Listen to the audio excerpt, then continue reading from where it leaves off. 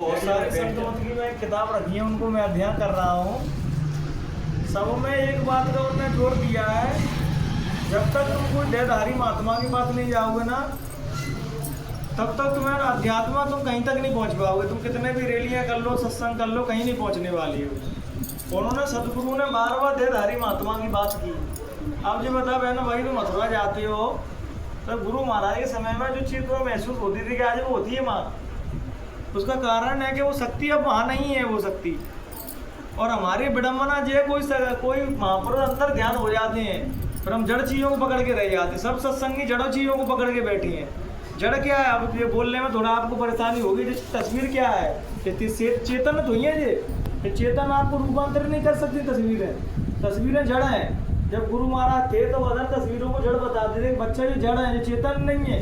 चेतन वो है तुम्हारे जैसे मनुष्य जैसे कायम हो, और उनकी उपस्थिति तुम्हारे हृदय को बदलेगी, तुम्हारी आत्मा में रूपांतरित परमात्मा से मिलने की झलक पैदा करती है। गुरु महाराज को देख के ही उन्होंने भजन का मार्ग बताया, तभी तुम भजनों के मार्ग पर चले। और गुरु महाराज कहते बच्चे जो पुराने महात्मा हो चुके हैं वो तुम्हारी कोई मदद नहीं कर सकते हैं। अब तो तुम्हें जो देंगे हैं महात्मा प्रेजेंट में, वो तुम्हारी मदद करेंगे। अब इस चीज़ को पुराने ना कोई वक्ता कहता है, क्योंकि वक्ताओं की खासियत ये है कि वो तुम रिमोट कंट्रोल की बैठ नहीं है। अगर उनको बोलने दिया जाएगा तो वो सत्संग में आएंगे, बोलने नहीं दिया जाएगा वो सत्संग में भी नहीं आएंगे। और भारत में मुझे बोलने में कोई अफसोस नहीं है। भारत हिंदुस्तान में किसी वक्ता के पास अध्यात्म में कुछ भी नहीं है, और कोल कल्पित बातें बोल रहा है। ना तो तुम्हारा कोई उद्धार कर सकता है, और ना वो अपना खुद का कोई उद्धार कर सकता है। वो मनगढ़ंत बातें गुरु महाराज के ऊपर धर के वो कहता है गुरु महाराज ने कही। भाई गुरु महाराज ने बार बार, मैं कम से 15 दिन से सत्संग गुरु महाराज का सुनना हूँ, बार बार एक ही चीज़ गुरु महाराज बोल रहे हैं कि बच्चा भजन करो, भजन करो, भजन करो। जीवात्मा भजन से जगेगी, बाहर की किसी क्रिया से जीवात्मा नहीं जगेगी। लेकिन तुम लोग नहीं मान रहे थे, तो गुरु महाराज ने कहा भैया चले जाया करो, भैया इधर चले जाया करो। तो मानने को तैयार नहीं है। सीधी सीधी बात कोई मानने को तैयार नहीं है। कल एक सत्संगी मिला मुझे भंडारे में, तो वो कह रहा है भाई साहब भगतों की बात इसलिए मान लेते हैं, वो नींबू पढ़ के देते हैं, तुमको 4 पक काट के नींबू दे देंगे, तमाम तरीके का टोटका बताए तो हाल मान लेते हैं। अब गुरु महाराज जो बताते थे वो सीधी सीधी बात बताते थे, बच्चे इंद्रियों को रोक के घाट पे बैठो, भगवान कहीं बाहर नहीं है। गुरु महाराज के सब कबीर से लेके नाना कबीरा, रैदास, मीरा भाई, सहजो भाई, दया भाई, मुक्ता भाई, सबों ने परमात्मा को बाहर नहीं बताया, भीतर बताया है। लेकिन हमारे वक्तागण इतने चालाक हैं, वो तुम्हें भीतर जाने ही नहीं देंगे। वो तुम कहीं यहाँ भागो माँ भागो, वैसे तुम्हारा समय कम बचा है, 10-20 साल भागने में निकल जाएगा, तो हम आ जाएगी मृत्यु। फिर कहीं गुरु महाराज हम तो कहीं जगह ही नहीं पाए, हमारी जीवात्मा तो जगह ही नहीं। इसका मतलब गुरु महाराज तुम झूठे हो। बिल्कुल झूठे नहीं है, गुरु महाराज झूठे नहीं है, तुम झूठे हो, क्योंकि तुम उस चीज़ को समझ ही नहीं पा रहे हो। बार बार तुमको महात्मा चेताने आते हैं। गुरु महाराज ने तुमको 116 वर्ष तक चेताया भजन के लिए, लेकिन तुम नहीं मानने को तैयार नहीं थे। तो उनने फिर तुम कहीं भैया महात्माओं में 10 वर्ष करने आया करो, आश्रमों में आया करो, सत्संग सुना करो। लेकिन तुमने मोटी मोटी चीज पकड़ के रह गए। तुम सत्संग सुने आते हो, कहते हम तो बहुत बड़ी जगह जीती है। सत्संग से तुम्हारे आत्मज्ञान प्राप्त नहीं होगा। आत्मज्ञान पर जब तक गुरु महाराज कह रहे हैं, जब तक तीसरे तल पर तुम्हारी जीवात्मा ऊर्जा नहीं आ जाएगी, तब तक तुम्हारा तीसरा नेत्र खुलने वाला नहीं है। और वो कहीं बाहर दौड़ लगाने से नहीं खुलेगा। जब गुरु महाराज कह रहे हैं तुम्हारी ऊर्जा तीसरे नेत्र में आ जाएगी, तो जो ऊपर के धनी बैठे हैं वो अपने आप तुम्हें खींच लेंगे।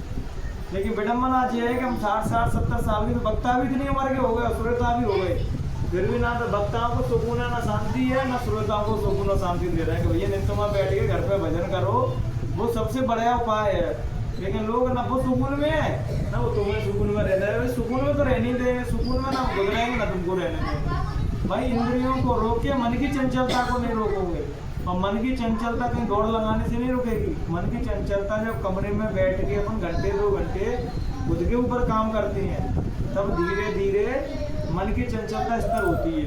ये करते करते अभ्यास जड़ मत हो जाए। जब अर्जुन ने पूछा कि हमारा आत्मज्ञान कैसे प्राप्त होगा, तब कृष्ण भगवान कह रहे कि अर्जुन अभ्यास करने से, जब योग का तुम बार बार अभ्यास करोगे तो धीरे धीरे तुम्हारा मन बुद्धि स्तर हो जाएगा। अब मुझे पता है मैं सही बात बोलते था, सबने मुझे बाइकआउट कर दिया, इनको नहीं बुलाने का सत्संग में। तुझे ये गुरु महाराज वाली बातें बोलते नहीं, मैं लकीर का फकीर तो ही मैं वही वाली बातें बोलता रहूँगा जो गुरु महाराज बोलेंगे। भाई जो भजन साधना करेगा वो तो तुम्हारा समय जो चल रहा है, वो इस अकॉर्डिंग के जब समय की सबसे उपयुक्त तो सबसे अच्छी बात बताया, वो समय के अनुसार सही बैठ रही है। तुम्हारे गुरु महाराज की पद्धति से जो भैया बैठे हैं वो नहीं चल सकती, कोई भी पीढ़ी नहीं चल सकती। गुरु महाराज कहते थे कर्मों का जंजाल तुम्हें जब तुम बाहर निकलते हो ना, एक दूसरे को देखने में भी कर्म लग रहे हैं, तो अब क्या बहनों भाई बाहर निकलना बंद कर दें, एक दूसरे को देखना बंद कर दें। इसलिए गुरु महाराज गुरु महाराज कहते भजन करोगे तो तुम्हारा वो लेन देन हो जाएगा। गुरु महाराज कह रहे शाकाहारी तुम भोजन करते हो ना, वो भी जीव हत्या है। अब क्या अपन लौकी तुरैया कद्दू मद्दू भी खाना बंद कर दें तो, लेकिन वो भजन के द्वारा कर सकता है। ऐसे ही जो अपन पे डेली जो कर्म बनते हैं, तो बहनों भाई हम जाना भजन करेंगे, मतलब भजन पे बैठेंगे तभी वो कटेंगे। तुम सोच रहे हो कि मैं रैली में जा रहा हूँ तो मैं गुरु महाराज को काम तो कर रहा हूँ, भाई गुरु महाराज का काम ये नहीं है। गुरु महाराज का काम है जब तुम्हारी आत्मा उस परमात्मा से मिल जाएगी, सब लोग में पहुँच जाएगी, तब तुम गुरु के महत्व को और काम को समझ पाएंगे। गुरु अगर तुम्हारे 12वें कांडन में उलझाते थे तो गुरु महाराज खुद भी तो करते उसके काम को 18 घंटे गुरु महाराज ने भजन क्यों किया थे। मान लेकर तुम इस चीज़ घुमाते ही नहीं हो, क्योंकि तुम लोग बाहर की चीज़ों में इतने मस्त हो। तुमसे जो कहता है कि भाई कल यहाँ आ जाना 8 बजे, अपन को मालमपुर चलना है, 8 बजे सत्संग है, तो तुरंत नहा धो के आ जाओ। मैं जो कहता हूँ 8 बजे जाना, 8 से 12 बजे तक उन्हें भजन करेंगे। तो जो कहते हैं हमारे पीठ में दर्द ठहरा हुआ है, हमारी पीठ दुख रही है और मैं इतने काम लगे हैं, भजन नहीं करेंगे। सुबह 8 बजे मालमपुर के लिए तैयार हो, चल दोगे तुम, क्योंकि वो जाना आसान है, उसमें कुछ नहीं करना है तुमको, नहा धो के आना है और पैरों से चलना है, बस गाड़ी में बैठ के मौकर जाना है, फिर वहाँ बैठ के सत्संग सुनना है, सत्संग के बाद भोजन खाना है, भोजन खा के फिर बैठ के आ जाना है। लेकिन इंद्रियों को रोक के घाट पे बैठना वो बहुत कठिन है, क्योंकि अपन जब 2-3 दिन बैठती है ना तो मन तो पहले इतना भागता है और 2-3 दिन में कहता है अरे भैया भजन भी कहती हैं, लेकिन भजन में मन तो लगे। किसी भी वक्ता का किसी भी सत्संगी का भजन में मन नहीं लगता कि आदत ही नहीं डाली मन को। भाई मन को तो जैसी आदत डाल लोगे मन उन्हीं चीज़ों में रम जाएगा। अब तुमने आदत डाल दी है बार-बार सत्संग में भागने की, वक्ता नए वक्ताओं को सुने, और एक वक्ता को भी नहीं सुन सकते तुम, नया मसाला चाहिए तुमको। भैया हमें सोचता है भाई वक्तन के बाद कुछ हो तो तुम भाग रहे हो। मुझे तो पता है ना, मैंने भाई 1-2 साल सबके पीछे लग के देख लिया, लेकिन किसी वक्ता के पास कुछ नहीं है। वो ईर्ष्या राग द्वेष के अलावा वो तुमसे ज्यादा ईर्ष्या राग द्वेष उनके अंदर है। भाई किसी भी नए व्यक्ति को जब कोई आगे निकलेगा वो सत्संग सुनाएगा, ये वक्ता अगर किसी को आगे ना निकलने देगा ना तो तुम्हारे काम कर देगा। वो गुरु महाराज को नहीं मानता है, वो संत मत को नहीं मानता है। भाई संत मत को मानना इतनी खतरनाक चीज़ है, एक भी वक्ता नहीं मान सकता है संत मत को, यहाँ तक कि मैं भी नहीं मान सकता पूर्ण तरीके से संत मत को कोई मान ही नहीं पाएगा। इतने सारे नियम हैं जो छोटे छोटे चीज़ों को कर्म भर लेंगे तुम्हारे ऊपर। अब ना तो तुम संत मत का अध्ययन कर रहे हो, ना शास्त्रों का तुम्हारे पर अध्ययन है, ना संत मत का है, ना गुरु महाराज ने क्या बताया उसका कोई अध्ययन है। सारी चीज़ें वही बोल रहा हूँ, जो मैं बोल रहा हूँ वही गुरु महाराज बोल रहे थे, लेकिन भीतर के जो रास्ता बताएगा वो तुम्हारा सबसे बड़ा दुश्मन है। भजन के लिए हमें प्रेरणा देगा वो हमारा सबसे बड़ा दुश्मन है, क्योंकि हमें तो बाहर उड़ जाएगा रखो, बस भजन की मत कहो हमसे। और बता इसी कारण हम लोग आज गुरु महाराज को जाए कम से कम 14-15 साल हो गए, एक भी व्यक्ति को ज्ञान भीतर कुछ महसूस नहीं हुआ, क्योंकि वो बाहर की चीज़ों में उलझे हुए हैं। क्योंकि गुरु महाराज सत्संग में सारी चीज़ें बता रहे हैं जो मैं बता रहा हूँ तुमको, लेकिन गुरु महाराज ने इस ढंग से कहीं कि तुम पकड़ नहीं पाओगे उन चीज़ों को। गुरु महाराज ने भूमजूदक के ऊपर बोला, टाटधारियों के ऊपर बोला, जो दूर दृष्टि पार्टी बनाई उसके ऊपर बोला, सेवा के ऊपर बोला, और बीच बीच में कि तुमसे कह दी बच्चा परमात्मा कहीं बाहर नहीं है, परमात्मा तुम्हारे भीतर है। अब बताओ 1 घंटे के सत्संग में 1 लाइन जो बोलती परमात्मा कहीं बाहर नहीं वो भीतर है, तो इस लाइन को तुम पकड़ पाओगे? तुम वही चीज़ें पकड़ लोगे मोटी मोटी बोली गई हैं। गुरु महाराज ने कि साकार का प्रचार करते रहना, जो आप सारे सत्संगी लगे हुए हैं साकार, बहुत अच्छी बात है, प्रचार करो, लेकिन बहनों भाइयों कुछ अपना भी तो काम करो। अब जो जिम्मेदारी नई पीढ़ी के ऊपर डाल दो, नई पीढ़ी आएगी तुम्हारे प्रचार में सुन लिया, नई पीढ़ी की जिम्मेदारी आएंगी, आश्रम पे जाएंगे अपने आप करेंगे। लेकिन हमने क्या सोच रहे दोनों मर नहीं जाएंगे, दोनों में ये काम करना है, बिल्कुल नहीं करना है तुमको ये काम। गुरु महाराज ने सारे नियम समय समय में बदलते रहे। कह रहे गुरु महाराज ने जो मिश्राई टोपी लगाते ऊँची बुआ वाली टोपी चलाई थी, पर वो हटा के दूसरी टोपी लगाते। तो जब ये बता बहनों भाइयों, जब कोई नियम को मैंने आगे तक कहीं नहीं है हमेशा तक चलेगा, तो ये नियम हमेशा तक चलेगा जो तुम कर रहे हो। हमेशा तक तो केवल आत्मज्ञान का नियम चलेगा। एक बार तुमको आत्मज्ञान प्राप्त हो गया तो तुम्हारी जीवात्मा जन्म जन्म से मरण, जन्म और मरण से छुटकारा पा जाएगी। लेकिन उस पर कोई काम करना नहीं चाहता है, ना तो काम करना चाहता है, जो करना चाहेगा उसको भी नहीं करने देंगे कि भजन तुम क्यों कर रहे हो। गुरु महाराज ने जो कहा है भजन तो कोई कर ही नहीं सकता है। ये बताओ जब भजन कोई कर ही नहीं सकता है तो हम सत्संग में गुरु महाराज का सत्संग सुनने जा क्यों रहे हैं? जो बताओ जो तुम्हें भजन ही नहीं करना है, सब संगत जगह थी गुरु महाराज कह गए भजन कोई नहीं कर सकता है, मैं आऊँगा दोबारा लौट के, जिस लोग का सत्संग सुनाऊंगा जीवात्मा वहाँ पहुँच जाएगी। मैं ठीक है, बहुत अच्छी बात है कि गुरु महाराज लौट के आएंगे, तुमको सत्संग सुनाएंगे, जहाँ का सत्संग सुनाएंगे तुम्हें जीवात्मा वहीं पहुँचा देंगे। अब ये बताओ गुरु महाराज आ गए, और जब तक तुम्हारा भजन नहीं होगा, भक्ति नहीं होगी, तुम पहचान सकते हो गुरु महाराज को? तुम तो तब पहचान पाओगे जब इसी स्वरूप में आएंगे तो, और इसी स्वरूप में आ भी गए तब भी तुम कोई ना कोई कमी निकालो, कोई बेरूबी आ गया भाई। गुरु महाराज अगर होते तो 2012 में क्या हुआ था, वो जब जी रूप में आ गए, तुम उनको किसी भी रूप में नहीं मानोगे अगर वो आ भी जाएंगे। भक्ति होगी, सबरी के पास बहनों भाई में भक्ति थी तो राम को पहचान पाएंगे जो राम और जो भगवान है। ऐसे कोई शक्ति हमारे समीप आ जाएगी और हमारा भजन नहीं होगा तो हम किसी भी शक्ति को पहचान नहीं सकते हैं। लेकिन लोग ये सीधी सी बात किसी की समझ में नहीं आती है। भजन करोगे किसी भी रूप में गुरु महाराज आ जाएंगे, वो शक्ति किसी भी रूप में आ जाएगी, तुम उसको जान लोगे। फिर भजन के प्रताप से सब शक्तियों को पहचान सकते हो। अब जब तो था तुम्हारी ना तो अंदर की भीतर की आंख नहीं खुली, बाहर की भी नहीं खुली, तो चरम आंखों से गंदी गंदी चीजें देख रहे हैं, गंदे विचार रखे हो, एक दूसरे से ईर्षा की भावना रखे हो, सत्संगी हो तुम तो तब कैसे सत्संगी हो? अभी कि तुम वक्ता कर रहे हो, 40-50 साल से सत्संग सुना रहे हो और छोटे छोटे बच्चों से तुम ईर्षा रख रहे हो, तो जिन्हें हम बुलाएंगे तो जी हमसे आगे नहीं निकल जाए। तो जी बताओ तुम कहाँ के सत्संगी हो? तो तुम अच्छे मनुष्य नहीं बन पा। सत्संगी तो बहुत ऊंची चीज़ है, वो बन पाना बहुत कठिन है।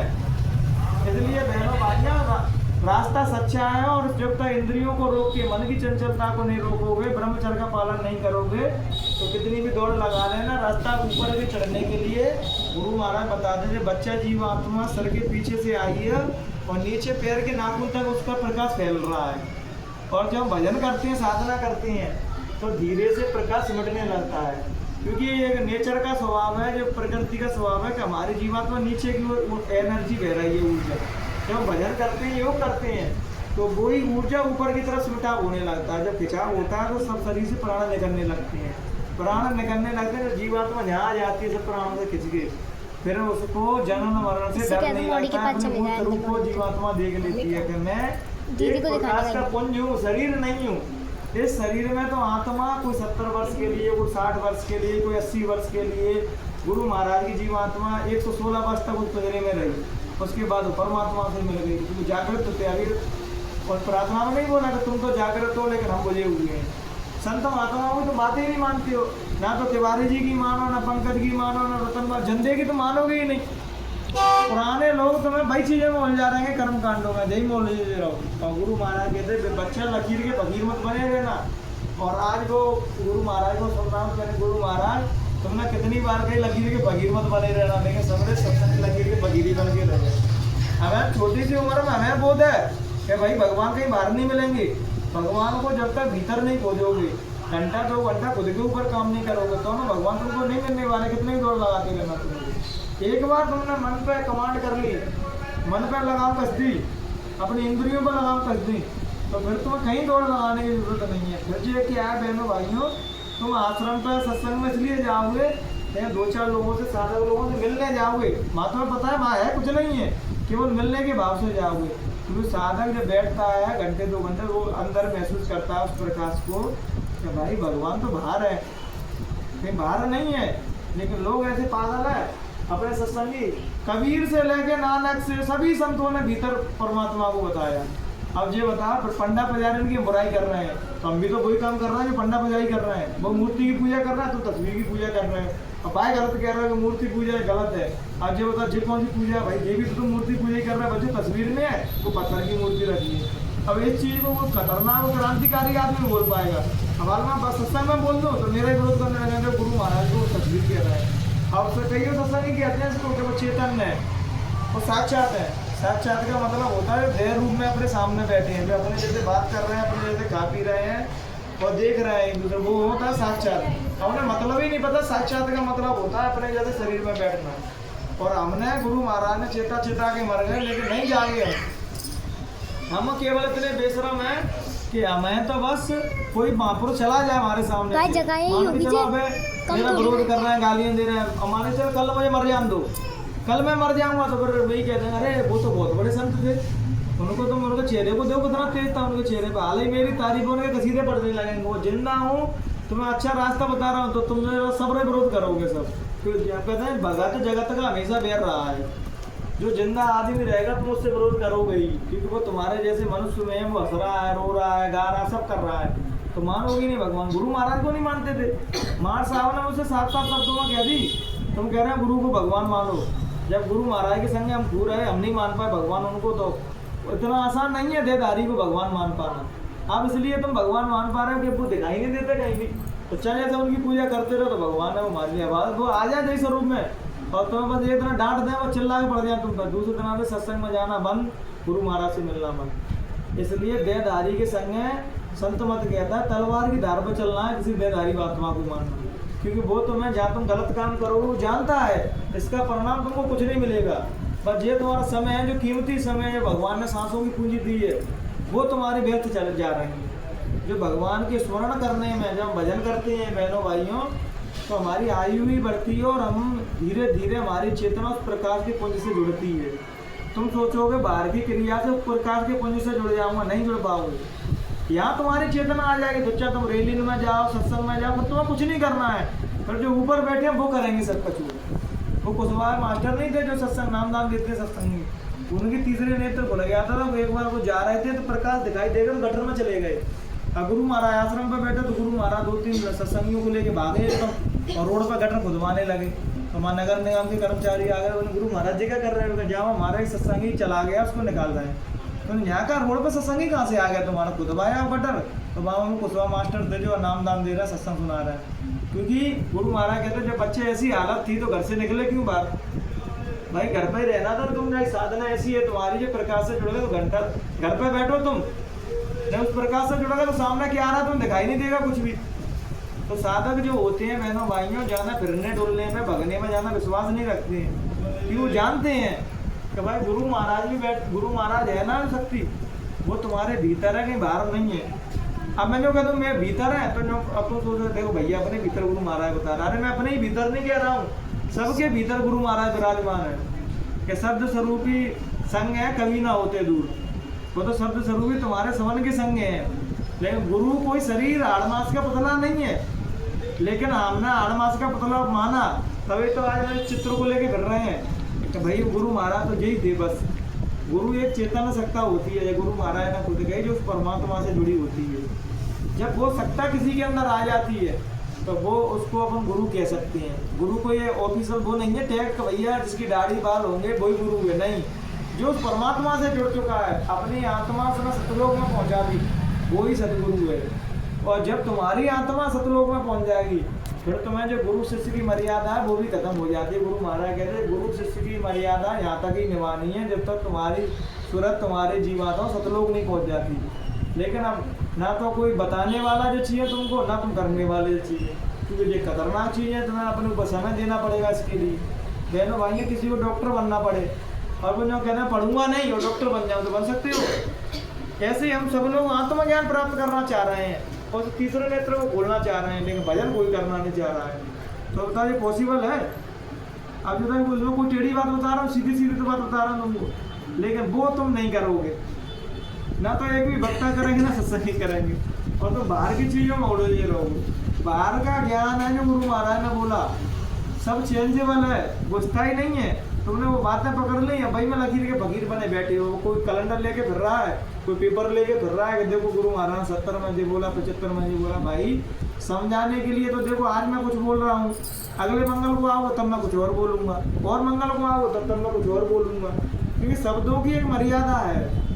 गुरु महाराज कहते जय गुरुदेव नाम है ना, परमात्मा का कोई नाम नहीं है, उसका नाम ही है, उसका कोई नाम नहीं है, केवल जय गुरुदेव नाम वर्णनात्मक है, जिससे मुख से बोलने के लिए भजन में बैठे तुम, और खाली तो बैठ नहीं सकते हो, ना शांत होकर बैठेगे, शांत होकर तुम बैठ नहीं सकते हो। इसलिए कोई ना कोई नाम का सहारा तो चाहिए तुमको, जो वर्णनात्मक बोल सकें, जय गुरुदेव जय गुरुदेव जय गुरुदेव, और जो 5 नाम दिए उसको, तो केवल तुम्हें बैठने के लिए दिए। उस परमात्मा तो अनाम है, उसको किसी भी नाम में नहीं बांधा जा सकता। अब जो था गुरु महाराज कह रहे जय गुरुदेव नाम, प्रेमानंद जी कह रहे हैं राधा नाम, राधा स्वामी बारे कह रहा है कि सारा नाम राधा स्वामी है। अब तो ये बताओ सही कौन सा है इसमें से, और तीनों ही सही है, क्योंकि असली नाम, असली सवाल नाम नहीं है, असली सवाल है तुम्हारी श्रद्धा। जय गुरुदेव बताओ, अपन भी लोग जय गुरुदेव से जुड़े हैं, बहुत से लोग और भी जुड़े हैं, लेकिन पूरा नाम कहियो सत्संग नहीं चले गए, तो बचा वो जय गुरुदेव नहीं बोलते थे, वो कैसे चलेगा कोरोना। इसलिए असली सवाल नाम नहीं, असली तो सवाल तुम्हारा तो नाम का भरोसा और विश्वास है। परमात्मा विश्वास है तो है, नहीं विश्वास है तो कहीं पे भी नहीं है परमात्मा। विश्वास का ना दूसरा नाम है। और गुरु महाराज कह रहे उसका तो कोई नाम नहीं है, वो तो अनाम है। और तुम सोचो कि माँ जाके सतलोक में तो ऐसे ही व्यंजन मिलेगा, तो ऐसा कुछ नहीं मिलेगा। एक प्रकाश का पुंज होगा, वहाँ में जीवात्मा छोटा प्रकाश का पुंज बड़े प्रकाश के पुंज में समा जाएगा, और शब्द जो आ रहा है उसको जीवात्मा सुनेगी। वो है सतलोक माँ, और कुछ नहीं है। अपन क्या कल्पना करते हैं पता है कि सतलोक बस एक बार जीवात्मा जग तो जाए, बस वहाँ भी समोसे कचौड़ी अच्छे अच्छे कपड़े मिलेंगे पहनने के लिए, अच्छे अच्छे फल मिलेंगे खाने के लिए। तो यहाँ भी तुम ऐसे संसार की कल्पना कर रहे हो, सतलोक में ऐसा ही संसार होगा। ऐसा कुछ नहीं है माँ लाइट एंड साउंड है, मतलब प्रकाश है, और शब्द की जो आवाज़ आ रही है वो झनकारें हो रही है, और माँ कुछ नहीं है। लेकिन लोग तो ऐसे पागल हैं कि माँ भी जब कल्पना करेंगे तो जिस संसार ही करेंगे। माँ जो सत्संगी है मेरे, तो माँ भी जैसे ऐसे आंटी हैं जो माँ मिलेंगी हमें, तो माँ बैठ के बतलाएंगे हम लोग, जी सब लोग वहीं मिलेंगे। तो माँ भी तुम इस संसार को गढ़ लेते हो, जब जहाँ तुम मोह ममता में डूबे हुए हो, या मरने के बाद उसी संसार की फिर कल्पना करते हो ऐसा ही संसार उनके ऊपर मिल जाए। तो ये बताओ बहनों भाई, तो वो ज्ञान में ही नहीं जी रहे हैं। गुरु महाराज कहते कि बच्चे तुम यहाँ आते हो, और मैं तुमको बार बार कहता हूँ नियम संयम से रहो, अपनी इंद्रियों पर लगाम रखो। यहाँ से जाते हो घर जाके वही काम करने लगते हो, काम करो तो लोग में सब सत्संगी डूबे हुए हैं। तो कब तक डूबे रहोगे? जे करने संसार में आए, आपको थोड़ा ऊपर की तरफ देखो, अपनी चेतना की तरफ देखो। चेतना किन गड्ढों में खाइयों में पड़ी है तुम्हारी। लेकिन लोग सुन जा कहाँ से सुनते थे, ध्यान ही नहीं था, भोजपुर लोग सुनते ही नहीं थे भाई, उनके काम बनना थे संसारी। भाई जो गरीब आदमी थे, गुरु महाराज से जुड़ने के बाद 2 पहिया की गाड़ी आ गई, 4 पहिया की गाड़ी आ गई, मकान बन गए, तो कौन भगवान की ओर ध्यान दे रहा, कौन जीवात्मा? आप व्रत हो गए वैसे सकी और भी व्रत रो रहे हैं, गा रहे हैं। अरे भजन में तो कुछ देख नहीं रहा, मकान तो अच्छा बन गया गुरु महाराज की कृपा से, लेकिन भजन में तो कुछ हो ही नहीं रहा। मैंने भजन की तरफ तुमने तब ध्यान ही नहीं दिया, आज भी ध्यान नहीं दे रहे हम। लेकिन पश्चाताप कब होता है? जब हमारा जीवन हमें जी के निकल जाता है। अब माता जी हैं तो जो ना भजन के लिए आपको क्या तो जब कहना है अपना जीवन नहीं गवा दिए, सबसे ज़्यादा इम्पोर्टेंट तो भजन ही है। अब इन नातीन के लिए बच्चों के लिए क्या जोड़ा, सब कुछ हुआ है। लेकिन जब जे जाएंगे यहाँ से तो मान लेंगे जहाँ वो पहले लोग के धनी है, वो पूछेंगे भैया जो बताओ तुमने कमाई कितनी की है, वो कमाई बताओ। तो मूर्ख आदमी पता क्या कह देता है कि मैंने 10 करोड़ रुपये कमाए हैं, तुम्हें कितना चाहिए रिश्वत के मैं दे दूंगा तुमको। तो वो कहते हैं भैया रिश्वत तो यहाँ चलती है, लेकिन यहाँ कमाई की रिश्वत चलती है, कितनी कमाई करी। तो वो मूर्ख तो रहता ही है संसार में। तो कहते कमाई तो मैंने बहुत करी है, 10 करोड़ कमाए पूरे। तो बनने की जाने चलेंगे या 10 करोड़। वो जो कहते हैं नाम की कमाई कितनी करी है तुमने, संत मतलब नाम की महिमा बहुत गाई है। नाम की कमाई तुमने भजन की पूंजी कितनी इकट्ठी कर रखी है, वो मुझे दे दो और निकल जाओ यहाँ से।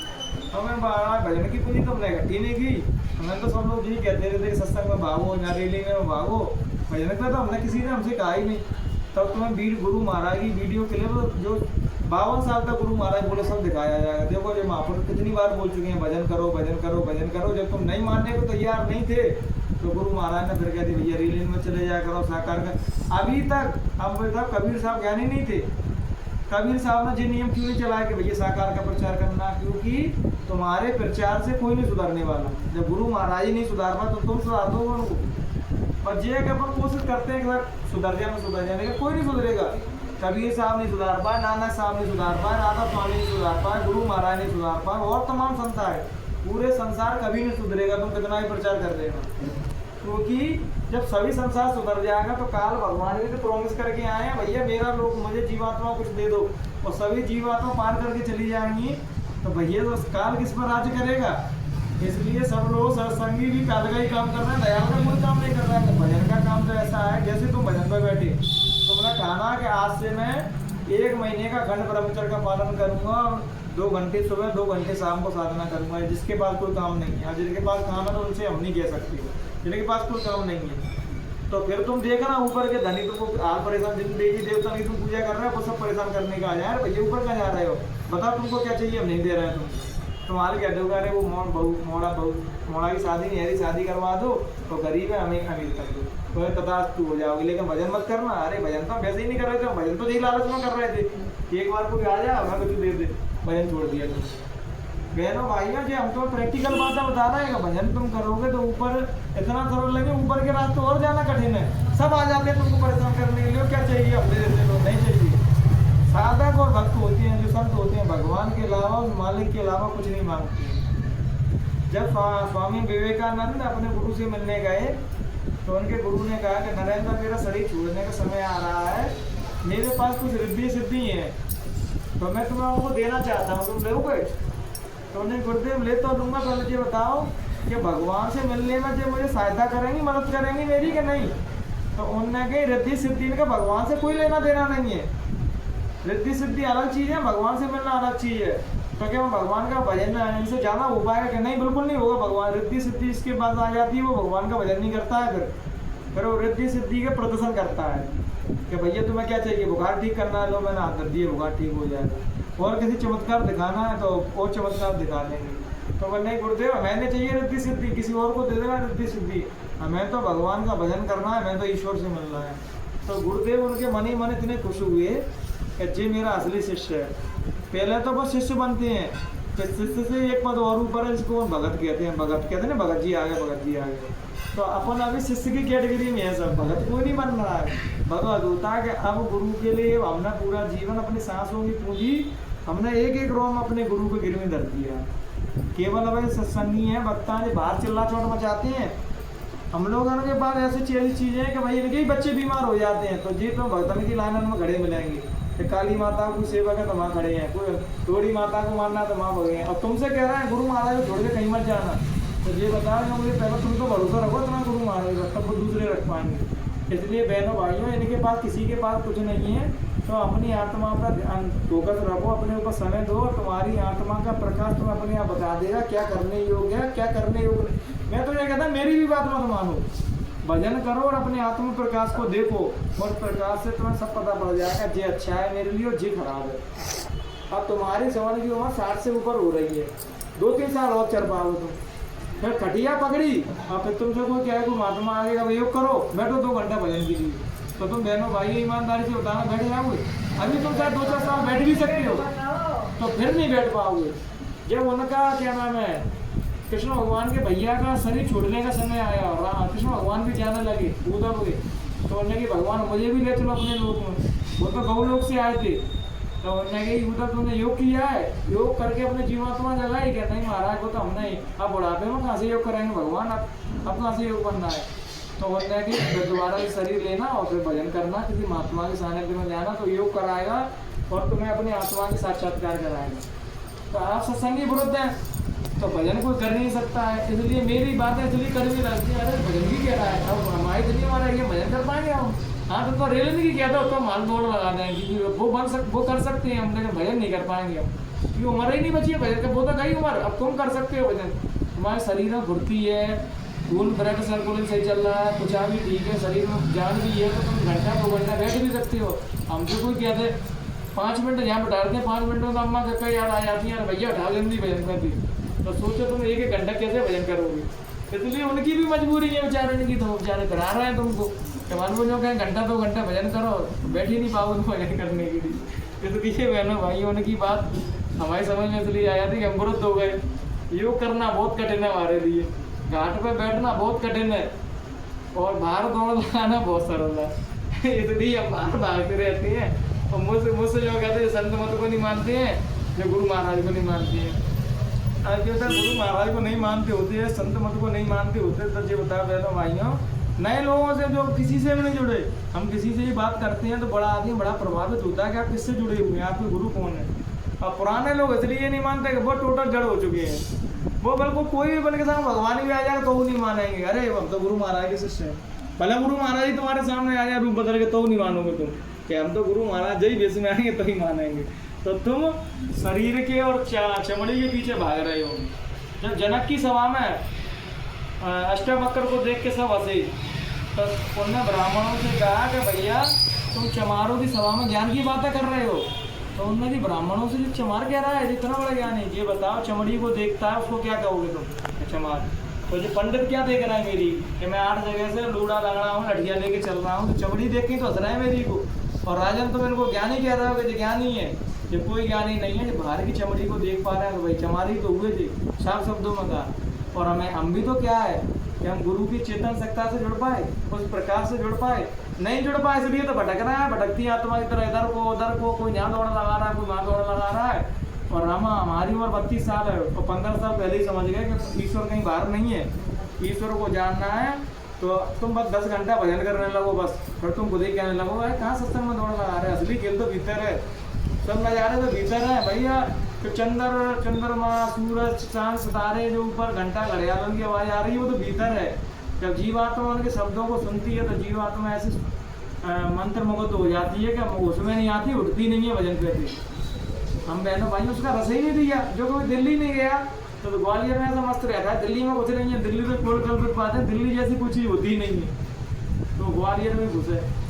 इसलिए बहनों भाई भजन तुमने किया नहीं, अब जीवन में गवा दिया तुमने। अब 2-3 साल 10-20 साल जिसके पास बची हैं वो भजन भी करना चाहे तो बेचारे हमारे वक्ता वहाँ से इतने खतरनाक है, वो तुमको भजन भी नहीं करने देंगे, यही मोड़ जाते रहेंगे, तुमको वही भागो दौड़ो और एक दिन समय आए तो मर जाओ बेचारे। और कितने उदाहरण है कि हमारे सामने थे, कितने बुजुर्ग लोग चले गए, तो बहनों भाइयों कुछ लेके जा पाए वो यहाँ से, क्या तुमसे कह के गए कि भैया मैंने रेडी में गया था, मुझे इतना पुण्य इकट्ठा हो चुका है कि अब सत्पुरुष आ रहे हैं ऊपर से, वो मुझे यान में बैठा के ले जा रहे हैं उनको। भाई वो गुरु महाराज के प्रचार था, वैसे तुम घर रहोगे, मान के चलो जय अंकल जी मेला घूमने जाते हैं रोज, अब मैं बताऊँ कि तुमको कैसे प्रचार करना है। प्रचार का प्रचार हो जाएगा तुम्हारा, और तुम्हारा धर्म का धर्म पालन, गुरु महाराज का नियम भी पालन हो जाएगा। या तुम मेरा घूमने रोज जाते हो घूमने के लिए, महात्मा किसी से बातचीत तो होगी, कोई ना कोई बुजुर्ग आदमी कोई मिल जाएगा, तो धीरे धीरे नॉर्मल बात करो पहले उससे संसारी, और धीरे धीरे उससे जो भैया साकार का जो भी प्रचार वो मैं तो ऐसे ही करता हूँ। जरूर तो ये तो झंडा वो लेके और सत्संगी के पीछे भागना है तो ही तुम उनका प्रचार करोगे। गुनाह में कम से कम 1500 लड़के थे जो अकेडमी की तैयारी कर रहे थे, तो हम भी दौड़ लगा रहे थे वहाँ। तो पूछ रहे अरे बाबा जी तुम बहुत दौड़ लगा रहे हो, थकते नहीं हो? तो मैंने बताया भाई तुम ब्रह्मचर्य का पालन करते हो कि नहीं? क्या नहीं महाराज, ब्रह्मचर्य का ब्रह्मचर्य हम जानते नहीं, ब्रह्मचर्य क्या होता है, तो ब्रह्मचर्य ही नहीं जानते थे। तो 1500 बच्चे सभी लोग उनके गुरु थे कि भैया जो बाबा जी बता रहे हैं सही बता रहे हैं। 1500 बच्चे सब शाकाहारी हो गए। अब बताओ तुम्हें 2-4 आदमी शाकाहारी नहीं बना पाओ, मुँह फिर रहे हो तुम कि भाई भीतर की ऊर्जा होती है, जो भजन करता है साधना करता है उसके शब्दों में जादू होता है, और तुम भजन नहीं करोगे कितने भी चिल्ला चोट मचाते रहो कोई तुम्हारी बात नहीं मान सकता है। क्योंकि वो गुरु महाराज को देख के तमाम लोगों का हृदय परिवर्तन हो जाता था। गुरु महाराज को देख के डकैतों ने डकैती छोड़ दी, डाकुओं ने जो लूटपाट मचाते थे वो छोड़ दिया, जो मीट मांस खाते थे हम सुन के बदल गए, क्योंकि उनके पास भीतर ऊर्जा थी, चेतना की ऊंचाइयाँ थी। तुम्हारे पास कुछ नहीं है तो खुद और लग रहे एक भी व्यक्ति नहीं बदलेगा। भजन करोगे चेतना को पहुंचा दोगे, फिर तुम किसी से बात करोगे ना भाई साहब तुम्हारी बातों में ऐसा लग रहा है कोई जादू सा है तुम्हारी बातों में, तो बातों का जादू नहीं है, वो भजन का कमाल है।